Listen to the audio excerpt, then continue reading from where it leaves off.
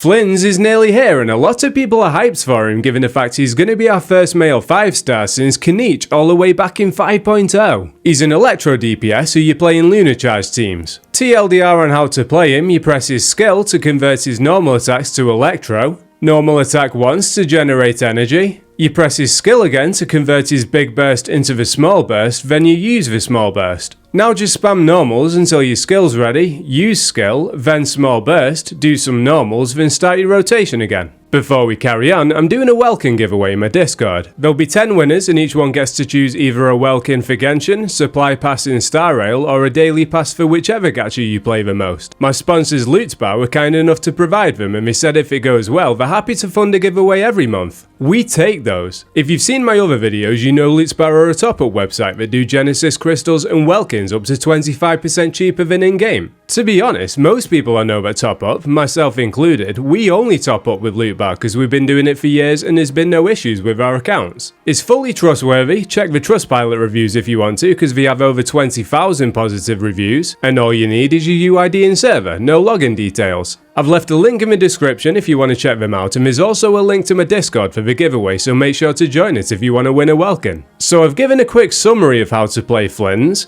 a little more detail on what his talents actually do. His first skill enters his Manifest Flame form. This converts his normals to electro, gives him interruption to resistance, and replaces his normal skill with his second skill. His second skill deals AoE electro damage and converts his normal burst into a small burst, similar to Varessa. For his big burst, which isn't the better one but we'll go over it anyway, he deals an initial instance of AoE electro damage and then after a short delay, a few more instances. There are also 2 more instances of electro damage if your team is at Moonsign level 2. Basically, any team with a Nodcry unit now has a Moonsign level. If there's 1 Nodcry unit in the team, your team will be Moonsign level 1, Nascent Gleam. If there are 2 or more, your team will be Moonsign level 2, Ascendant Gleam. Also, when characters not from Nodcry use their skill or burst, the team can get up to 36% lunar reaction damage. It's like Moonsign is the racist Nodcry grandparent and this mechanic is the inclusive grandchild trying to teach them to better their ways.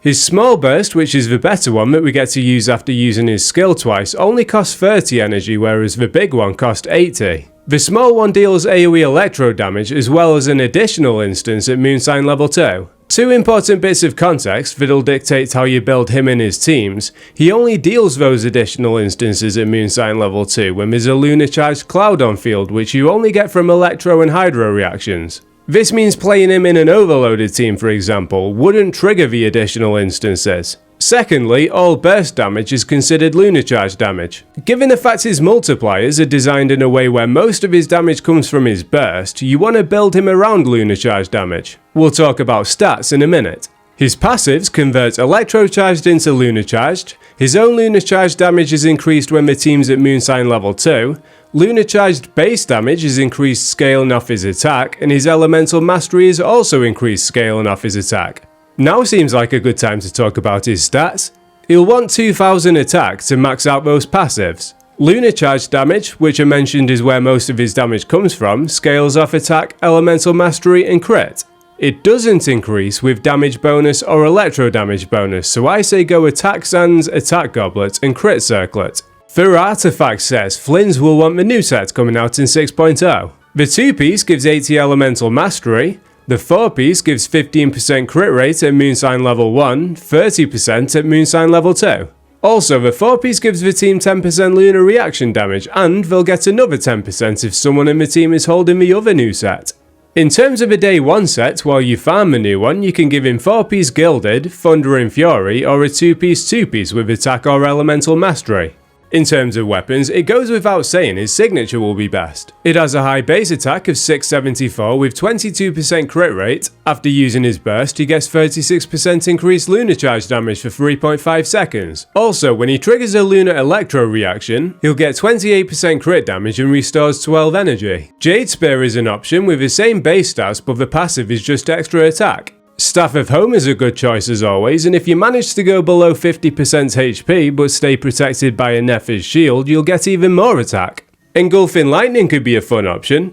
It converts energy recharge to attack, so you'll be able to stack energy recharge on him without losing the 2000 attack needed for his passives, and maybe even be able to use the big burst in your rotation. For 4-star weapons, the Battle Pass weapon, Ballad of the Fjords, is a good option, giving 27% crit rate and 240 elemental mastery. Deathmatch is giving 36% crit rate and up to 48% attack from the passive. Missive Windspear is a decent attack stat stick, which also gives 96 elemental mastery. There is a new craftable that has attack as the secondary stat and gives 48% lunar charge damage. That's going to be the go-to weapon for those that don't have 5-star or Battle Pass polearms. On to teams, you'll want a Hydro option, and it's ideal to have at least one other Nodcry unit in there for all the things we mentioned that need Moonsign level 2. We're getting a free copy of Ino, and the good news is, while she isn't a great unit, she does synergize with Flins. Even at C0, she applies off-field Hydro and has a short cooldown on a burst. With the timing on Flins' skill cooldown, you want to run a team with a shorter rotation time. Even though Ino isn't as good as someone like Sing Cho, his burst cooldown is 20 seconds while Ino's is 13.5. Basically, the team won't deal as much damage during the parts where you're attacking with Flins, having Ino instead of Sing Cho, but you can switch back to Flins quicker so it ends up better. Sucrose is one of the biggest beneficiaries of 6.0 because you can play her with all the new units. Once Kazuha came out in 1.6, she was relegated to a lesser used role and sometimes even just the bench. Kazuha's elemental damage buff is usually better than Sucrose's elemental mastery buff, but with Lunar Charge not needing elemental damage and instead wanting elemental mastery, Sucrose is better in Flins teams.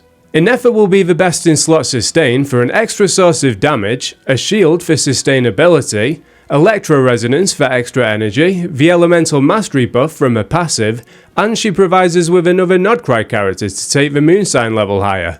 If you're a regular here, you know we always take a new unit for Candice to synergize with, and Flins gives us exactly that. If you have a C6, she applies plenty of Hydro for him, her 15-second cooldown on a burst enables quick rotations, and she can hold the Nodcry support set Serenade. Farina is a solid choice too, just use a skill every other rotation and don't burst. For those that don't have an Effa, the team will lose a lot of damage, but Shalonen is the best of the rest. Iansan's a 4-star option. Cookie could work too if you're running a Hyperbloom team.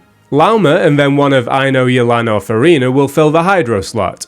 Overall, I'm a big fan of Flins' design, but I'm not a big fan of his reliance on an Effa. He's not unplayable without her, but he doesn't synergize with other sustains anywhere near as much as he does with her. I am confident he'll get more flexibility with future Nodcry characters though. I'm putting out Lauma and Ino guides soon, as well as revisiting the standard 5-stars that you could choose for your anniversary gift. Just a reminder to join the Discord giveaway if you're interested, and take it easy.